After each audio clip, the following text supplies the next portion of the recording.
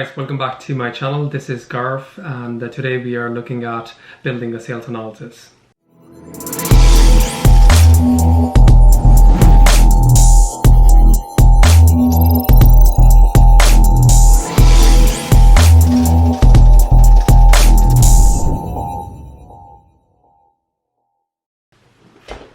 Perfect. So in this video, what we are doing is we are building a sales analysis. Now in this sales analysis, if you're working in any company as a data analyst or data scientist, this might be a similar type of work that you would be doing as well. Now, just to kind of like show you an example how the dashboard will look like in the end, I'll show you now. Now, what I'm trying to do in this is I'm trying to take the sales orders. Now, the example is that the sales orders are coming in multiple Excel files. So every week we receive a multiple Excel file. They just get SFTP over in one of the locations, and we know, okay, so each file consists of 1,000 to 2,000 orders of sales. Now, with those multiple files, in this example, what we are going to do is we are trying to automate the whole process. Now, we'll automate taking all these multiple files, bringing them into one singular format, and using that file to do some predictions and also look at different exploration analysis just to see what data looks like and what type of answers can we get out of the data. Now, without wasting any more time, I'm going to open my Jupyter Notebook. Without wasting any more time, I'm going to deep dive into now, and I'm going to give an examples of what I'm doing, and I'm just going to talk over on my code while I'm coding it as well. So perfect, as you can see, so I have one folder within my main sales analysis folder, which is my data and source. Now, source is where I have saved my Jupyter Notebook, and plus I also have this config.json file. Now again, this JSON file is just consisted of two different location folders, which is, again, I'm just showing the source folder and destination folder link. So these are the two variables that I've stored in my JSON format file, which is, again, I'm reading that to set my directories and stuff. And once I have looked at that, now the next thing is that I also have my data folder. In the data folder I have something like a destination and source. Now within this destination and source, if I open my source files, as you can see, there is around 352 files, I think, last time I checked. So if I just total them up,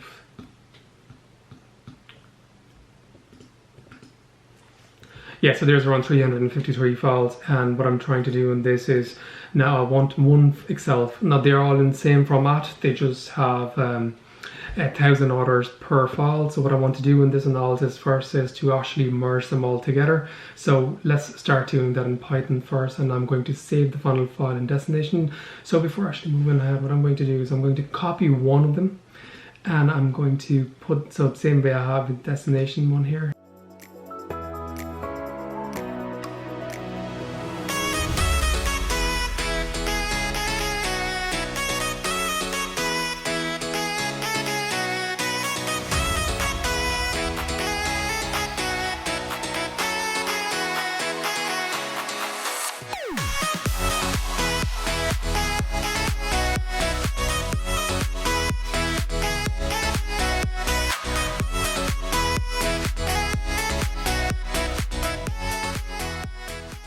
Perfect, so my function is done where I have merged all the files, and now I'm going to break down the code itself. So initially what I did was I loaded my config file, which is my JSON file, to actually set my source path and the destination path, where I'll be picking the files, those folders, and then the destination folder is actually the extension of the file itself. So which in this case, I have saved one dummy file of sales.csv, which has a header and the first 1,000 values.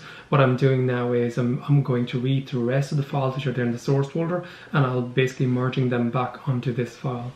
So as you can see, then I'm checking my extension. Now, if for some reason in the location of source folder, if there's any file such as which is not a CSV extension, what I want to do then is basically I want to not include them. I only want the files which are in CSV format. So then I started creating my function, merge files, where I have initiated my variable download path. Now what I'm doing is I'm looping through all the file names in the list directory in source folder, And what I'm doing is, if the file extension is similar to the extension of the extension that I have given, which is .csv, what I want to do is I want to actually read that file and skip the first row, because again, the first row would be the header and I don't want to count the header. Okay, so and then df2csv, which is my destination folder, which is the file that I have copy pasted in the location. That's my first file. And then again, what I'm doing after that is I'm pasting all the rest of the files, which I'm looping through in this.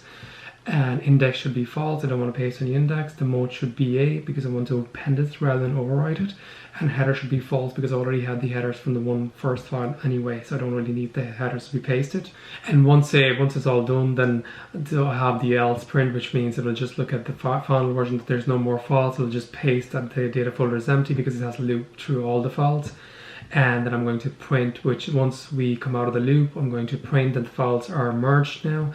And what I'm doing in the end is that I'm reading the file, which is the new file that's in the destination folder, which is the sales.csv, and I'm doing the head on that to see what the data looks like. So within the data column, I have columns. So within the data, I have columns like ID, name of the customer, country, and then the country code, male or female, which is gender, date, city, nationality, car type, car model, car make, car model year, and car price. So this is where we are looking at all the sales order for the car. So thinking as this is like some company that's selling car. Now again, because there could be different types of cars, as you can see here, the car models are different. So obviously it's just could be one of the dealers, and you're working in a dealer as a data analyst, and then you're trying to basically build a sales dashboard for them. Okay, so what I'm going to do next is maybe first what I'll do in this is I'm going to actually visualize the sales, because again, this is kind of like a company that's selling in any country as well, because again, as you can see, different name of the countries itself and the different cities in those countries. Again, what I'm going to do now is I'm going to actually maybe first plot the sales according to the countries itself to see across the overall world, how does it look like on a spatial map. So let's do that.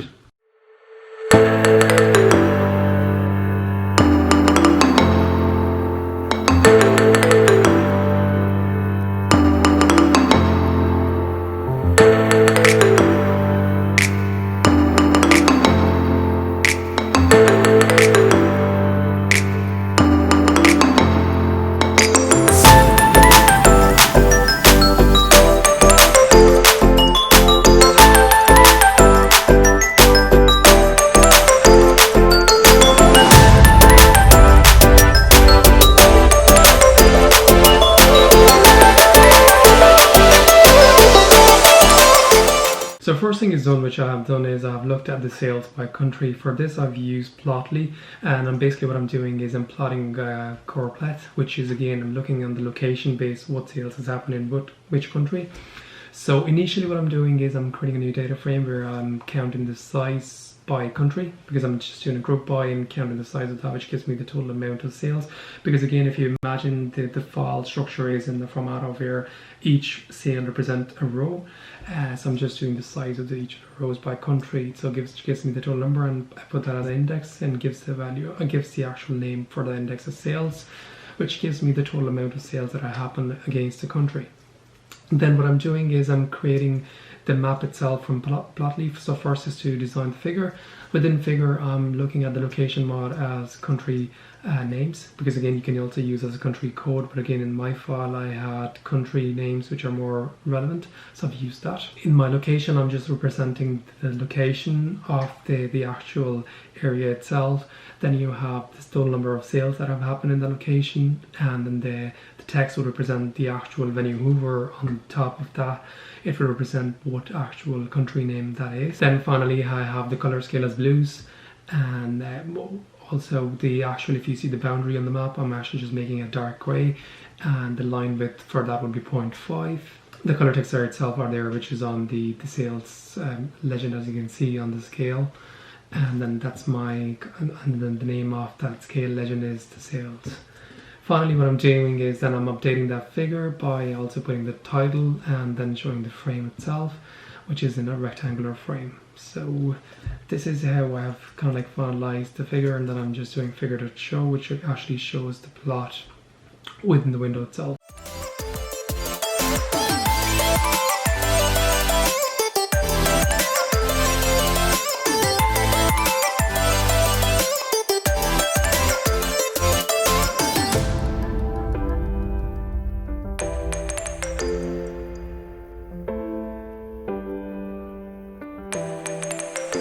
So let's look at the next graph. What I'm doing in the next graph is I'm looking at the total amount of sales that have happened based on the car make itself. So I'm wanting to see if we are selling more Fords in comparison to more Audis. So that's what I wanted to kind of do more analysis on that. So I'm doing sales by car make.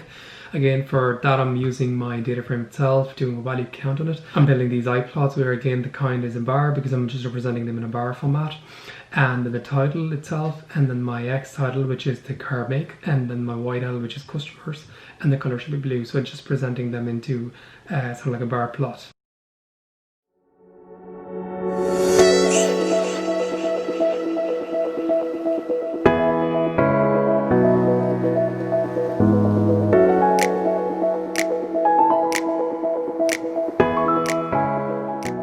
So in my second graph, what I'm trying to do is I'm trying to look at the proportion of how many sales are included to gender of male or female. So I'm just going to do maybe pie plot basis of the gender itself. So within this, I'm just doing a group by again on gender, size, and resetting in the index by sales, which gives me two columns where it's sales, how many sales are to gender male or gender female, and then I'm just basically plotting them into the pie, so in which I have represented my figure. Within the figure, I'm passing the type to be pie, labels, which is my gender, values, which is my sales, as I have represented that in the index sales. And finally, it's the direction is obviously clockwise for this one. And then the markers, which is my two colors that I've passed in this, which is the dark blue and light blue. And then the layout, which is for that I have, I'm just putting my title, which is sales by gender, and then I'm plotting that plot into the analysis itself. So this is how I've done my second plot. Now what I'm going to actually do is I'm going to actually build a prediction model to actually predict the sales. So obviously we have looked at, okay, what sales are now, and so for, say for an example, if in this whole 2 years, at first did some analysis to look at how much worth of data do I have. In this I have 2 years worth of data, so what I want to do is I want to use that 2 years worth of data and I actually want to predict the next 20 days what the sales look like. So for this, I'll be using RNN and LSTM models. Now, we are not going to get into too much of detail within the modeling itself, but I'm going to try to show one basic example how you can apply model to your dataset. Before applying the model to your dataset, we will actually deep dive into what actual algorithm is.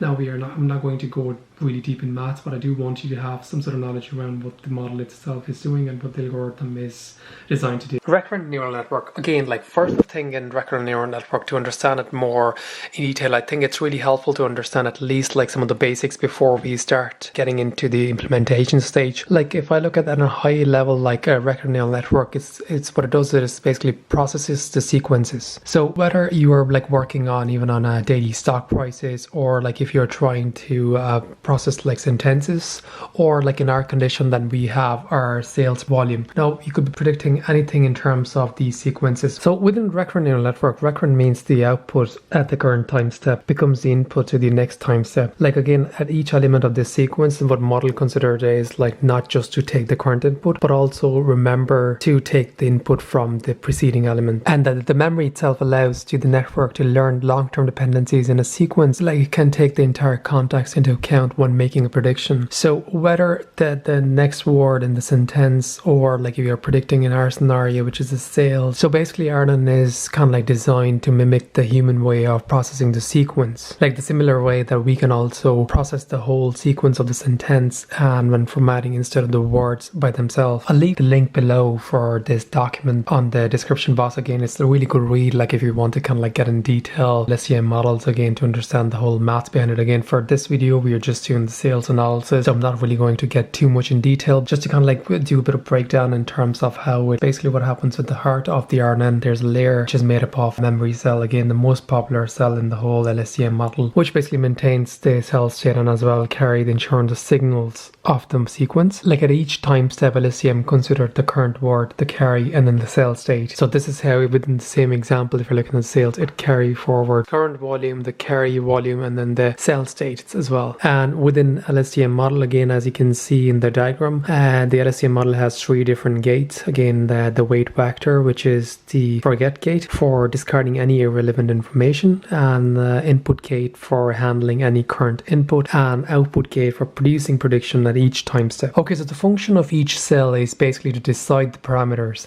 which are learned during training. And the benefit of neural network for sequence learning is to maintain a memory for entire sequence, preventing the prior information being lost.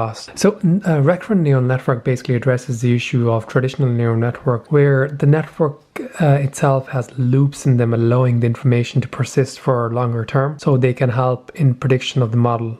And the LSTM model, which are long short-term memory network, are the kind of RNN models which are capable of learning in long-term dependencies. They are explicitly designed to avoid any long-term dependency problem, remembering information for a longer period of time in practically their default behavior, not something they struggle to learn. And basically what it does is it kind of like forms a chain structure of chain repeating module of neural network. It's a standard RNN. Alright, so this is just like good to kind of like have a basic understanding of what LSTMs are and what they do. Now basically we will get back to the implementation stage and we'll look at how we code them. I'll leave more documentation below, like if you actually want to deep dive into more maths behind it and understand exactly what each state is doing and how do they do that. So that would be a good read for that document if you actually want to get in more detail. But I'm going to start now and actually build the model itself. Now this is just for kind of like testing out the first model and predicting the actual volume of sales for next 25 days. Once we're happy with the model, again, the idea behind this is to kind of like just get you started, not really to productionize this model. But in future I'll be making more videos where we are going more detail into productionizing your model. So from end to end, again, how would you do exploratory analysis, and within the exploratory analysis you might be looking at different correlation factors between your features. You might also do something like feature engineering. Again, while building the model itself, you'll be looking at cross-validation to actually maybe cross-validation is again where you are setting one k-fold, which is your validation set. You build the model in the training set and you validate it, but you randomly select that validation set, which is your 1k fold, and you could be doing that analysis for 10k folds where you do that exact same process and you just keep changing your validation set, but you're testing against it to see what's your mean accuracy against the whole different 10k folds. While training the model as well, the first technique is to actually tune the model, so in which we are selecting the hyperparameters and we are tuning them to the best.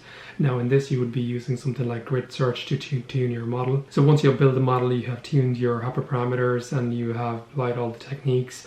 Now the next thing would be to actually see how your model is performing, so we'll be evaluating the model. There are different ways you can evaluate our model, maybe through ROC curve, looking at maybe bias and variance, and also looking at confusion matrix, where you're looking at your precision and recall, or the F1 score, or root mean square error, like against if you're doing a regression. So these are the different ways you can actually test your model for classification or regression models. What I'm also going to do is in my future videos I might actually look at maybe one specific problem and maybe just do machine learning model on top of that, where I'll show you how to start from the testing to actually productionizing the model.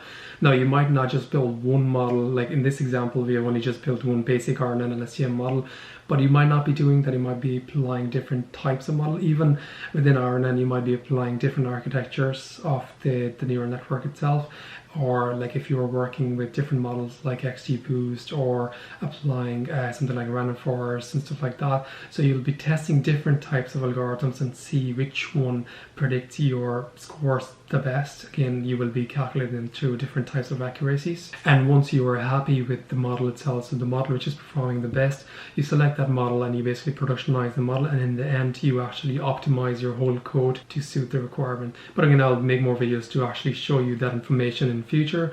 And if you haven't subscribed to my channel, do click on that bell sign, because again, if I make some videos, that will give you a notification so you can look at those videos as well. So let's not waste any more time. We'll look into developing the RNN and LSTM model to actually see what it looks like.